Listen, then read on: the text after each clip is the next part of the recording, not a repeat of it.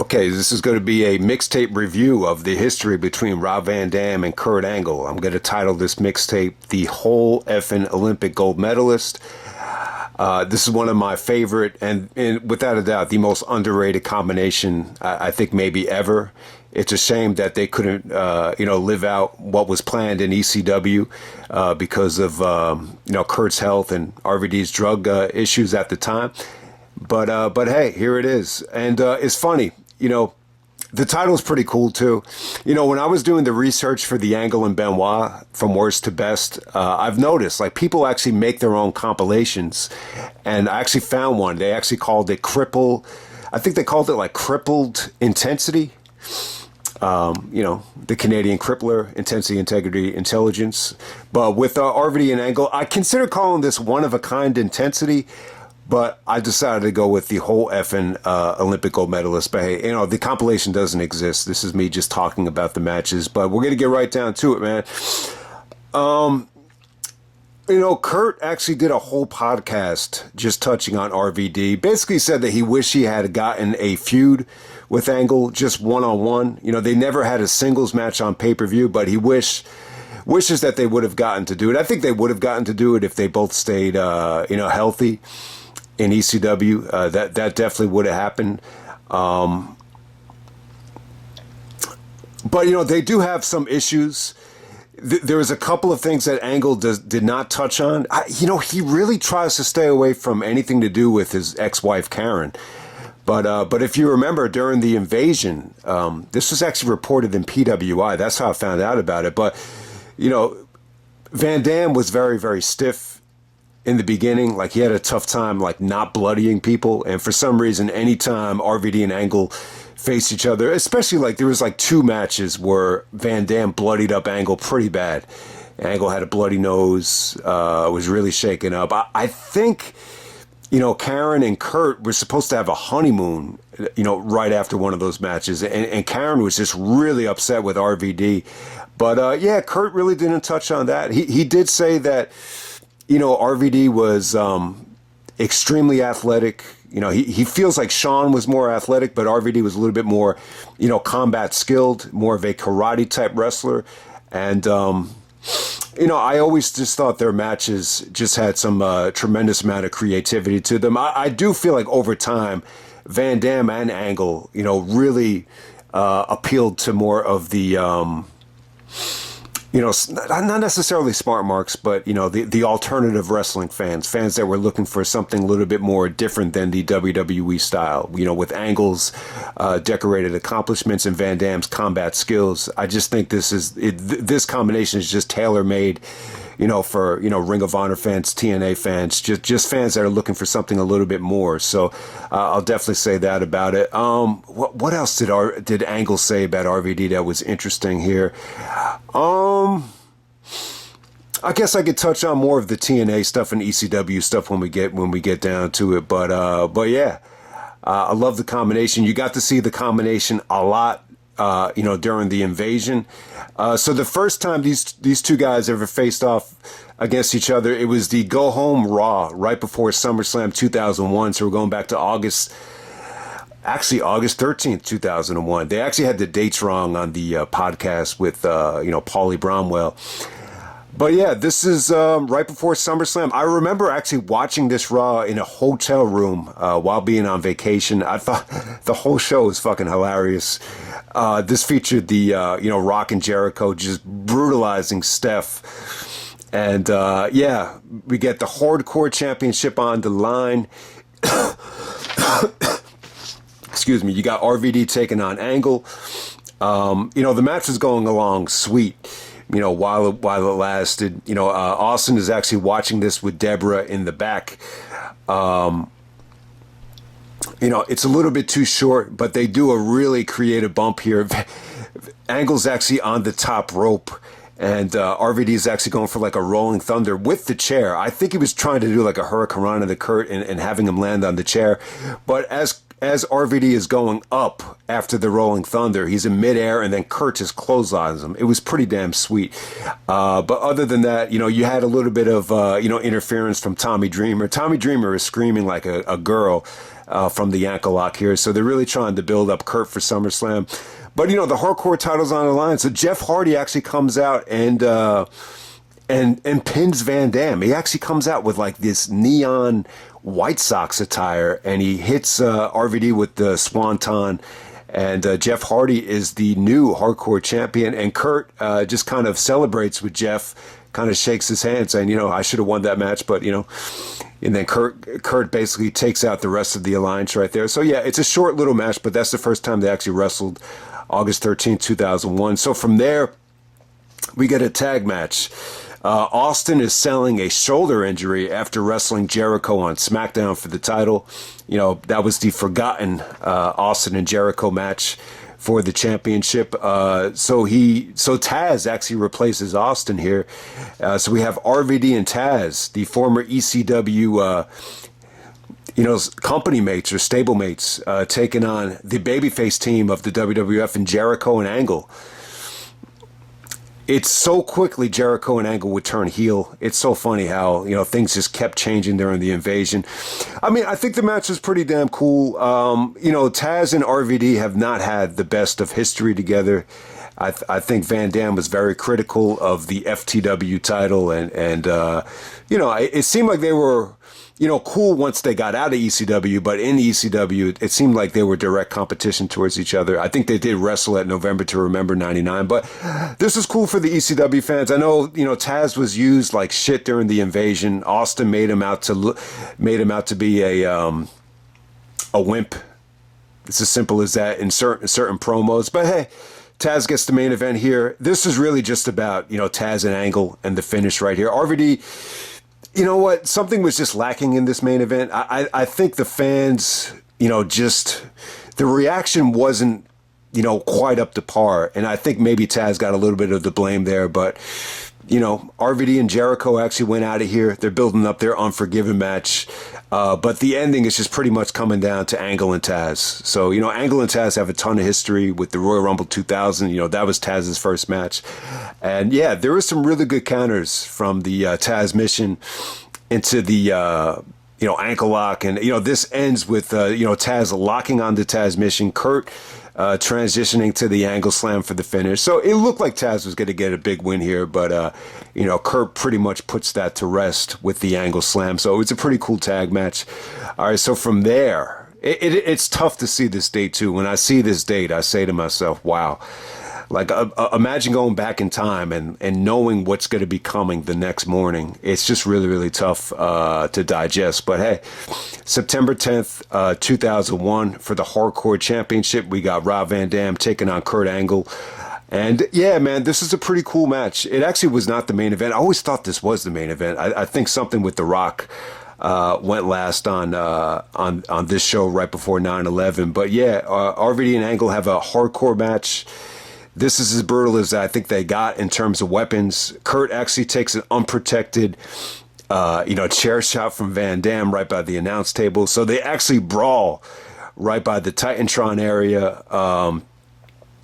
You know, Kurt does a beautiful counter to Van Dam's spinning heel kick into the ankle lock. And then while Kurt has the ankle lock locked in, Austin comes out of nowhere and throws Kurt off the ramp into the...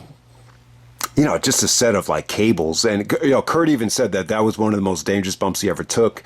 You know, they sold it like Kurt had a really, really bad neck injury. But Kurt did say, you know, realistically, like if he didn't like rotate his body properly, he would have broke his neck there. And then it looks like Austin's consoling RVD. RVD's selling the knee, and Austin looks like he's going to be sympathetic. And then he throws RVD off the balcony as well. It's kind of payback there. I think Van Dam actually upset Austin with the schoolboy after, you know, Kurt came out to distract Austin. So a little bit of payback from Austin. And Austin tells his favorite referee, Tim White, to go down and make the 3 count as Van Dam lands on Angle. So Van Dam wins the hardcore title back after Angle had just won it with the ankle lock. So you almost forget about it. Like, Angle actually did win the hardcore title here, but it only lasted like a minute as, you know, RVD actually wins it right back. Okay, so this tag match coming up, this was on Raw, September 17th, 2001. This is the first time, I believe, Austin and RVD technically tagged together. They teased them tagging up when RVD teamed up with Tazz, but Austin had the shoulder injury, or faking the shoulder injury. So we got Austin and RVD taking on the babyface team of Jericho and Angle. Before the match, though, there's some incredible backstage segments here. The first one is actually between Kurt and RVD.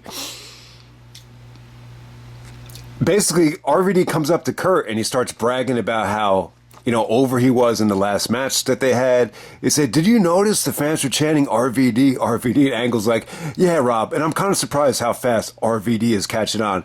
But let me tell you something." He's like, "The RVD is no match for these three letters." And then he points the thumbs like RVD and he says, "It's USA. I think you submit to Angle is the the acronym that Kurt would eventually use for that." And then the fans start chanting USA. And then there's also another backstage segment where RVD is annoying the shit out of Austin. Austin's getting ready for the match. He's like, "Hey, Steve, you ready?" And Austin's like, "I'll see you out there." He's like, "Just meet me out there, RVD. Stop bothering me." And then he keeps knocking on the door, and Austin thinks he's gone. Then he knocks again, and then they go face to face. And RVD's like, "Steve, I'll see you out there." I'm not doing it justice, but it was pretty damn funny. See, I think the interactions between Austin and RVD, I thought they were gold, and they did a really, really good job of, teasing, RVD taking over as the leader of the alliance.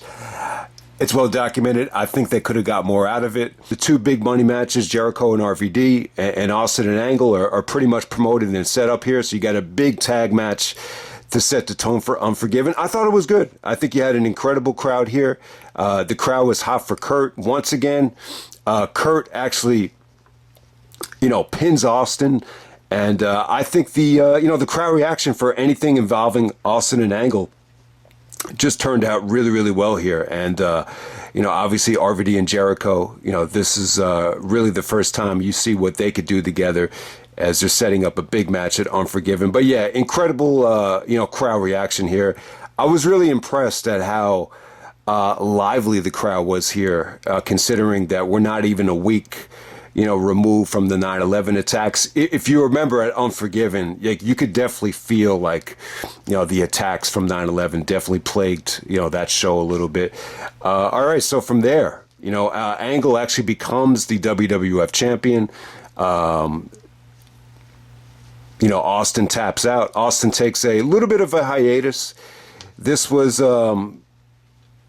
be a common theme throughout the rest of that school year after a big pay-per-view, whether it's a loss or not getting the right opponent. Austin would make a habit of taking a couple weeks off. Ultimately, this boiled down to him walking out of the company once we got to June of 2002. But at this time, Shane McMahon is trying to get Austin to come back, and he's trying to get Kurt, to put up the title against Austin for his big return. So we have a non-title match between Angle and RVD. We have a lot at stake here. If RVD wins, Austin would actually wrestle Angle on the very next Raw. But if Angle does win this match, then he gets a shot at the WCW title. The Rock is actually the WCW champion, so they actually tease Angle and The Rock for the Undisputed Championship on the very next Raw. The Angle and Rock actually do a segment, teasing and promoting the idea of it actually happening. However, if you're a knowledgeable fan or a hardcore fan, you'll know that did not happen. But it's kind of interesting that they teased such a big match to take place on Raw. But yeah, man, I really think this is a great match between RVD and Angle. This is from October 4th, 2001 on Smackdown. I would definitely check it out if you haven't yet. They got time here. Once again, Angle gets all bloody from a Van Damme kick here. He's bleeding from the nose. The blood actually is so deep that it's actually wrapping around his neck. It's definitely something to see. But it's a good match, though. Yeah, Jim Ross even made a point, for a non-title match. He never remembered a non-title match taking place where there was, so much at stake, for both guys. There's a ref bump. Shane McMahon comes out and, blasts Kurt Angle in the head with it. It was pretty cool. The way Shane did that chair shot, it's almost like he jumped and then he swung the chair midair and hit Angle right in the head. It looked pretty cool. So RVD gets a big win. The Alliance comes out and they start celebrating with RVD. This is when the Alliance actually hoist RVD up. He's doing the thumbs and it feels like he's on top of the world at the time. So yeah, RVD gets a big victory to get Austin a title match with Angle on the next Raw. As most of you guys know, Austin would win it back thanks to the help of William Regal. So that takes us to the Go Home Smackdown for No Mercy 2001. Big time main event. We got Kurt Angle and Rob Van Dam in the main event. The hardcore title is not on the line here. So on the previous Raw, I can't remember what the exact match was, but RVD comes out and he hits the frog splash on Angle. Austin's so happy about it that he wants to have a celebration for RVD when he makes his appearance at Raw.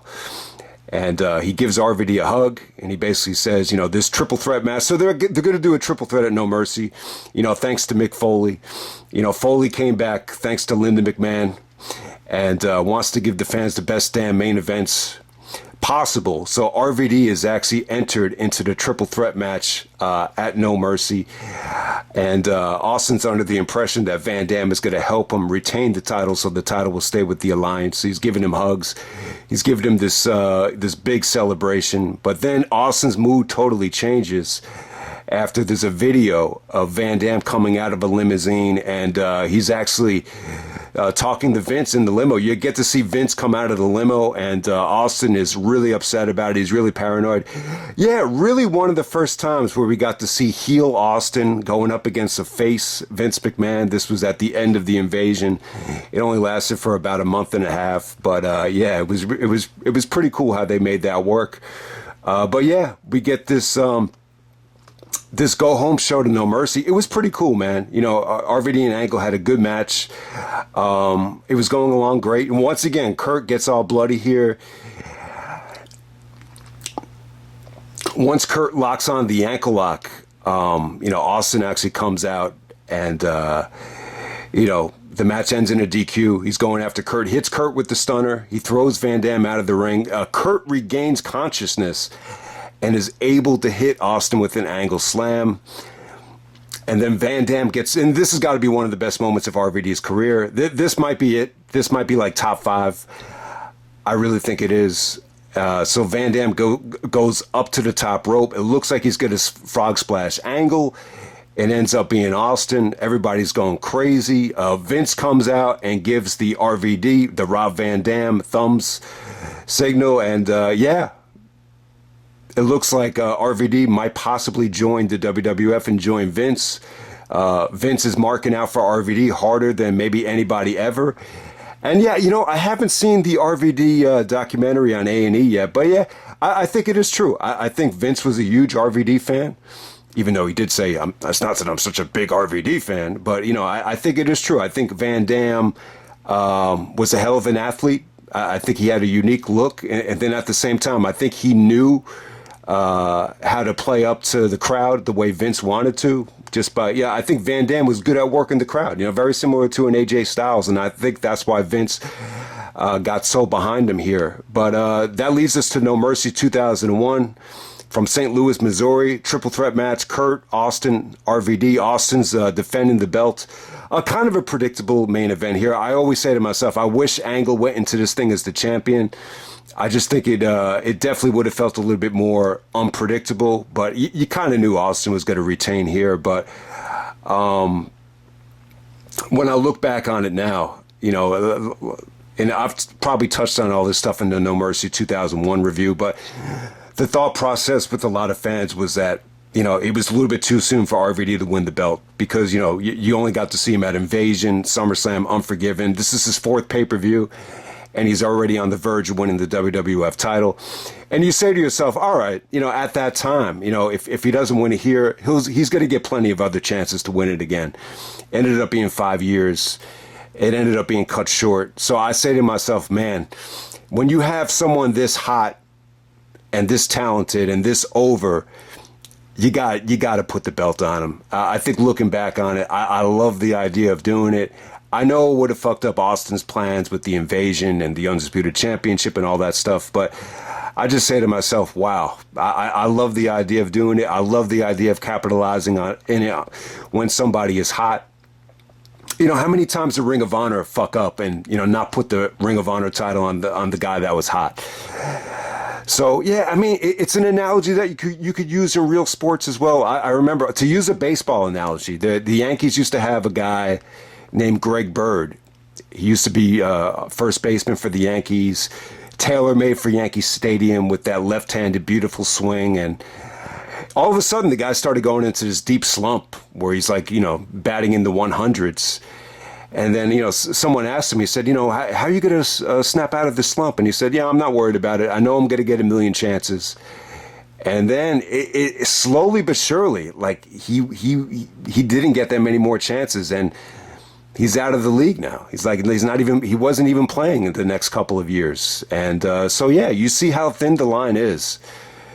And when I look back on it now, I just say to myself, yeah, I mean, RVD just didn't get that many more chances. I mean, realistically, in a perfect world, I think he would have. But when you consider how bloated this company was about to become, you know, he wasn't going to get that many more chances. So, yeah, I love the idea. I love the atmosphere. See, this match between RVD, Austin, and Angle, I don't think it's like that great of a match.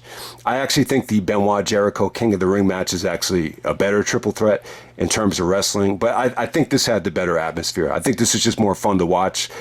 I mean, the Vince and Shane stuff, it's a little bit annoying, and when you look at this is what the invasion angle has become with Vince versus Shane to a degree, that's the argument that, you know, people, the anti-invasion people are going to use against it. But the combination here was just a lot of fun. I mean, Austin was red hot with the what stuff. RVD was just on the verge of setting the world on fire. And then, you know, Kurt was great in this match as well. I think some of the offense that Kurt and Van Dam executed here was great. I mean, the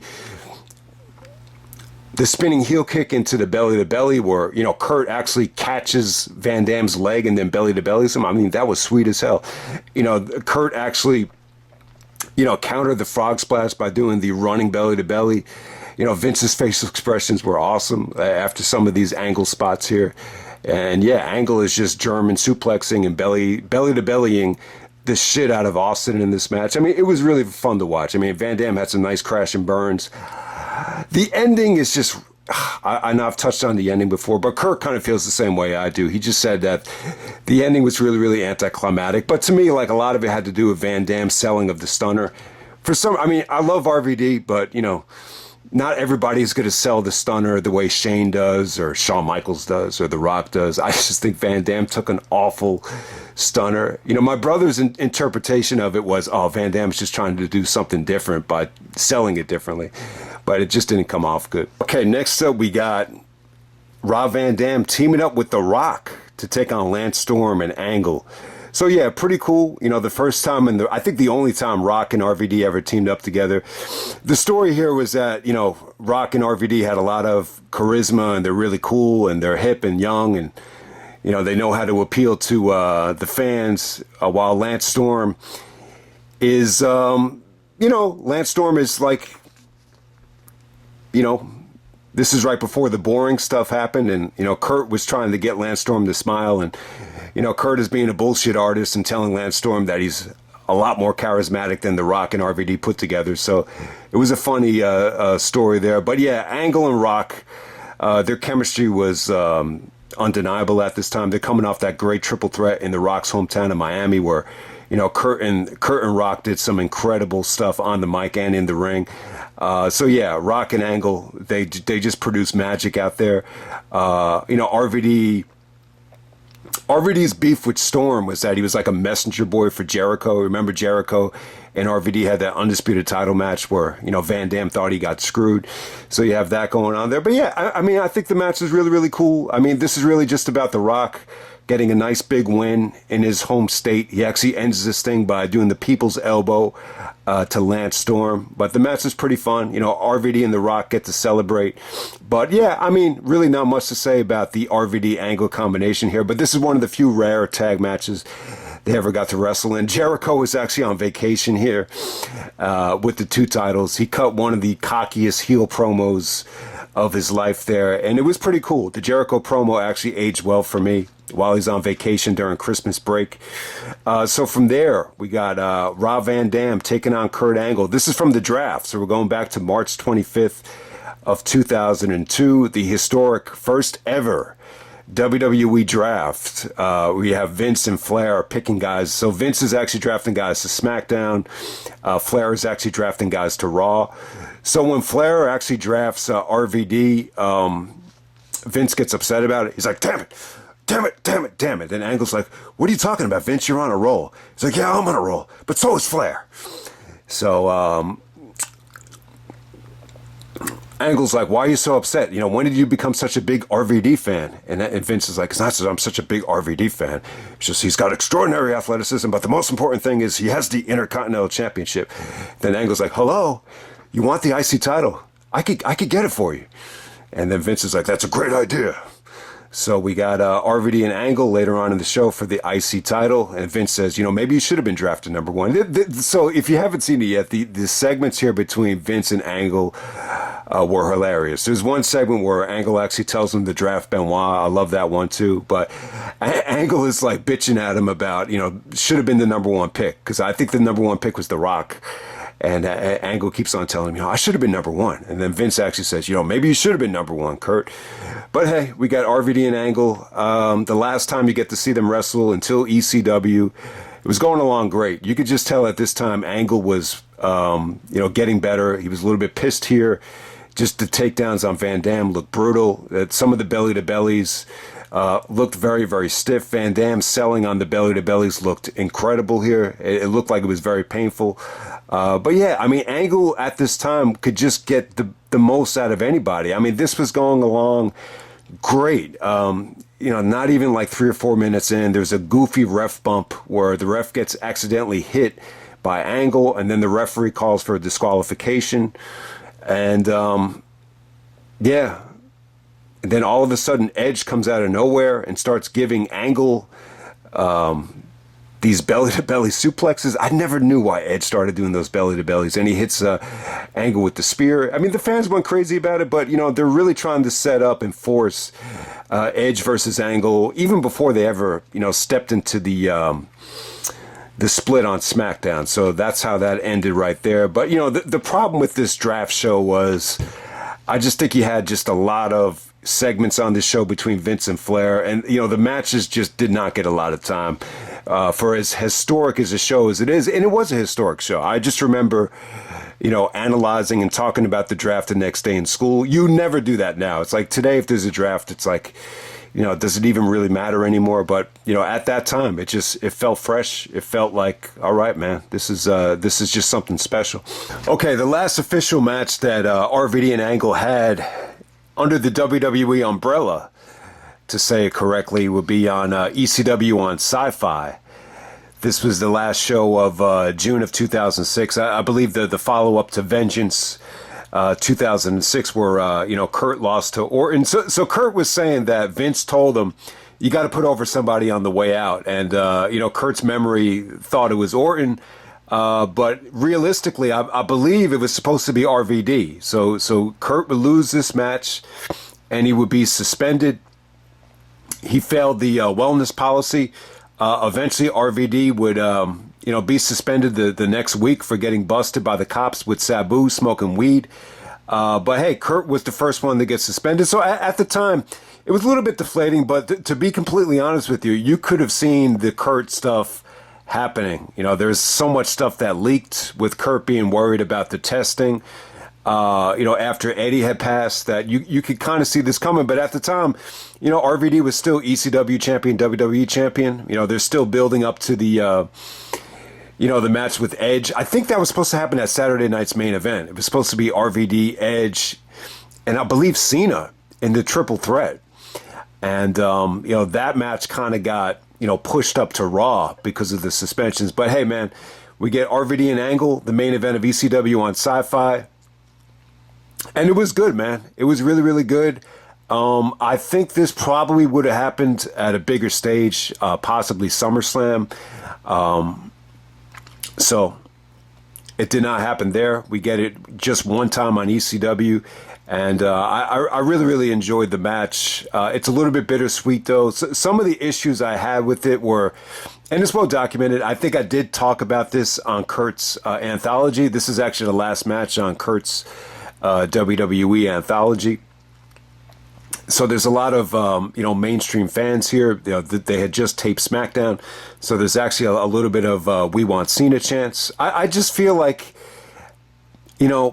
I really wish there was a way to that they could have done ECW in its own arena, because I think you definitely have potential here.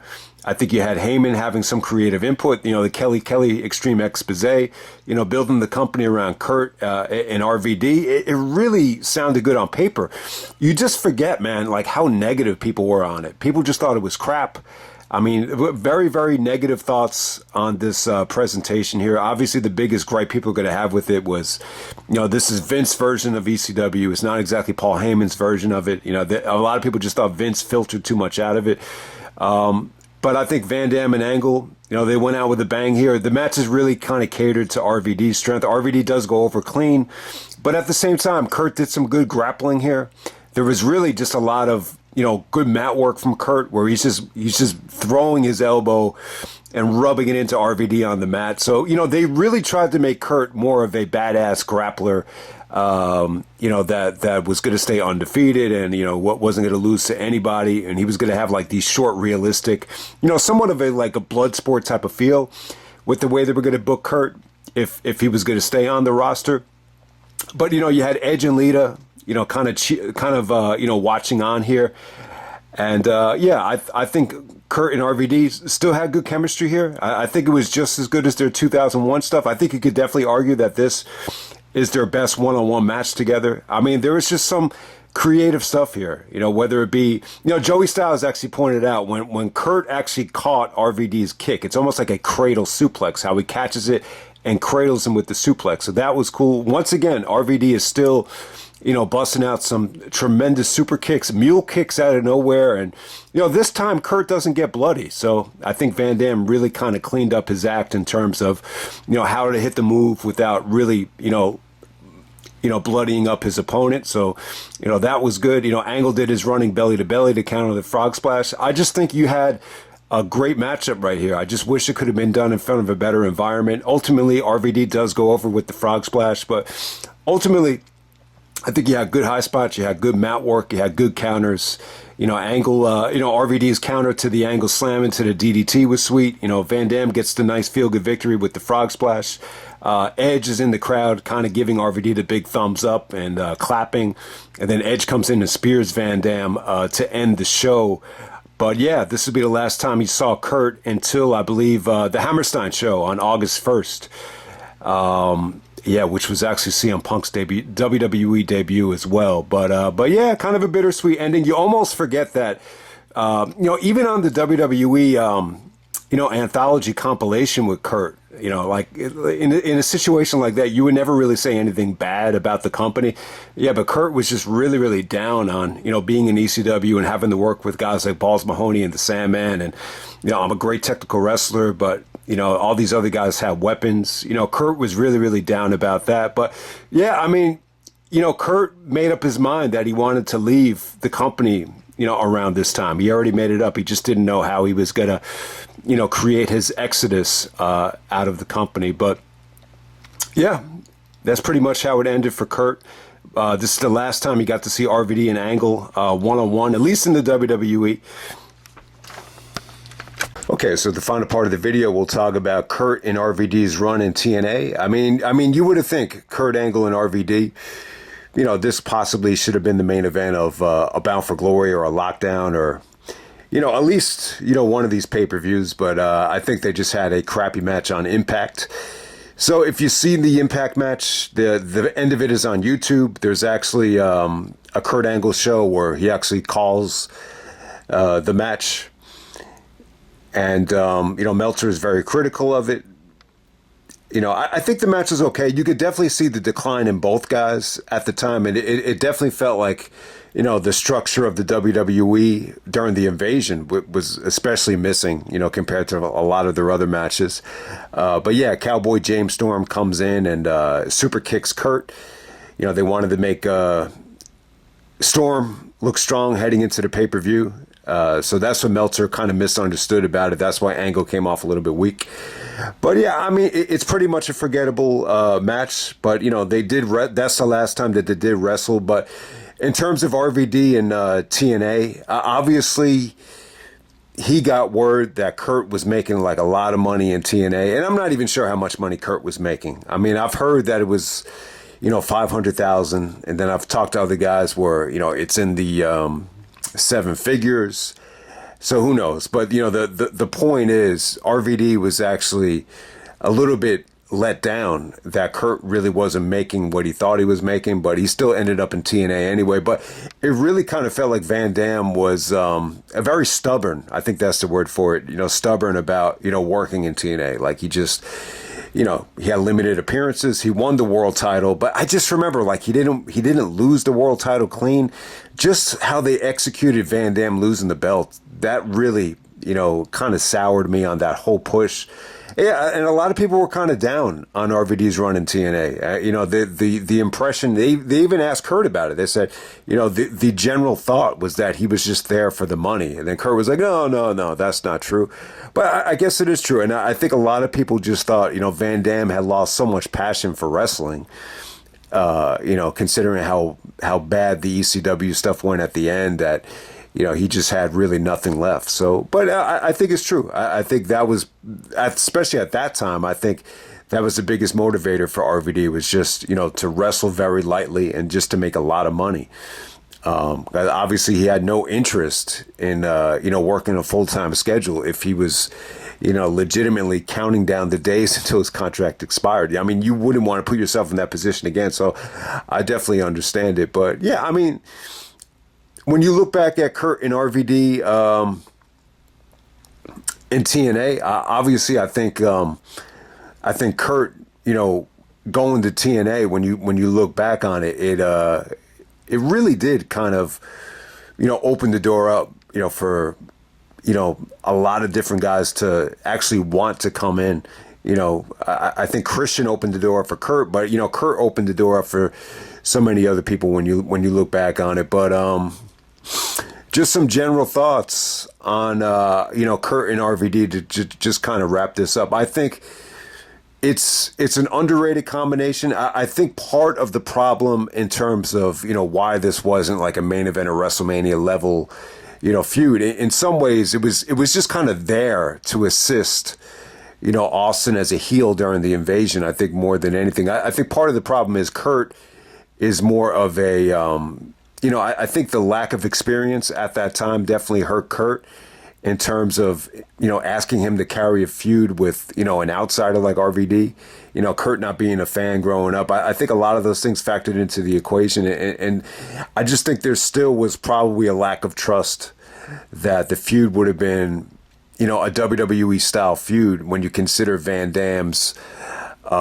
style. I think that's part of the problem in terms of, why this was never like a, Triple H and Kurt Angle soap opera, for example. But overall, I still think it's an interesting mix. I mean, Kurt did say that, RVD is not as athletic as Shawn, but he's deceivingly thick and he's a little bit tough to move. I mean, he really, I think Kurt really, when you see some of these angle slams on Van Dam, it doesn't seem like the smoothest transition in the world on some of them. But at the same time, like he praised Van Dam for being flexible, for stretching. That's something Kurt wishes he had done more, stretching, and he attributes that to his body breaking down, I think, more than anything. But yeah, I mean, when you look back on it, though, I just want to make this point. I think when you see a lot of what Kurt and RVD did during the invasion, I think it was cool. I think it gave the invasion. I think that was the highlight of the invasion. It gave you that alternative wrestling brand. It just felt different. It felt fresh. It felt like wrestling was cool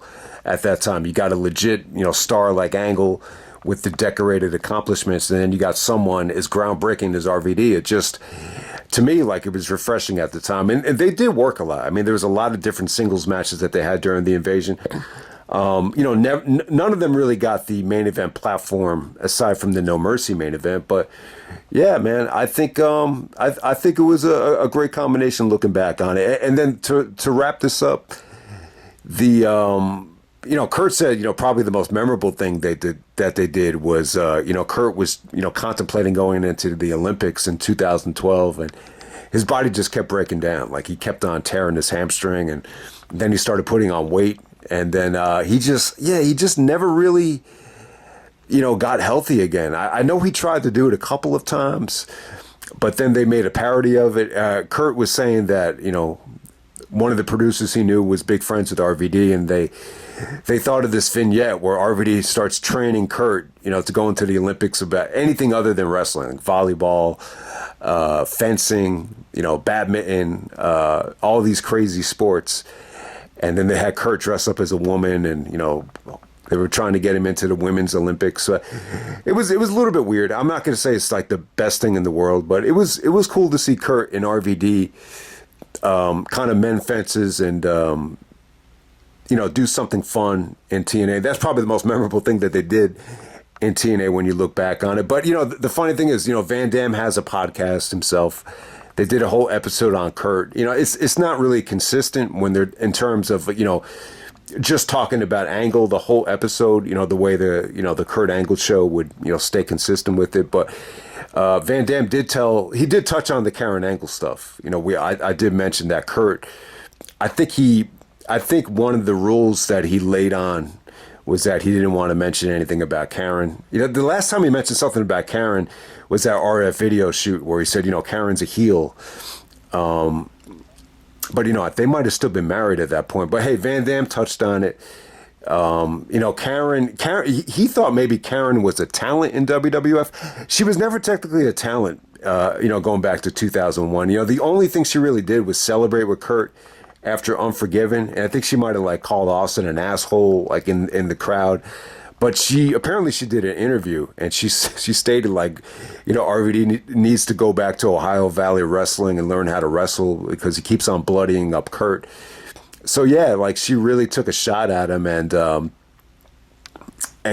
Kurt had to actually go up to RVD and apologize and just say, yeah, I'm sorry about my wife, but she's really on me about, not getting bloodied up. So I think they were supposed to go on, a honeymoon. That was going to be, one of the first breaks Kurt ever got. It must have just been a couple days because Kurt really never missed any of the TV tapings. So that's why. I mean, she was upset about, the constant bleeding. Apparently the blood actually came from, and it happened twice, but, one of them was, Van Dam would do a leg drop on the table to Kurt, and, Kurt just didn't sell it properly, and that's why he ended up getting bloodied up. And then Van Dam actually apologized to Vince. He actually went up to Vince and said, hey, I'm sorry about your boy. And then Vince started laughing about it. He's like, oh, don't worry about it. Next time I'll know how to take it. Something like that. So it's just funny how he called Kurt Angle Vince's boy. It kind of felt like that at the time when you look back at 2001, because look, I mean, he kind of ditched the invasion, he ditched the traditional invasion plans to make Kurt the babyface. So it's kind of funny when you look at it from that standpoint, but yeah, man, I think that's pretty much it. I like these matches. I just wish these matches we'll get a little bit more praise or a little bit more recognition, but it's tough when you get limited amount of TV time and you don't get the big stage like WrestleMania, but I've always enjoyed them for whatever promos that they did. I wish there could have been more in-ring promos between both of them. But Van Dam did say he wasn't a big fan of, some of the comedy stuff that Kurt did to the Invasion guys or the Alliance. He did say he hated the milk segment. He said this is the main reason I didn't want to come to WWE, to be, being stunk up with milk all over me. So But hey, I thought the milk truck thing was awesome. Looking back on it, but I'll end it right there. Rob Van Dam, Kurt Angle, the whole mixtape, the whole effing mixtape, and I'm out. All right.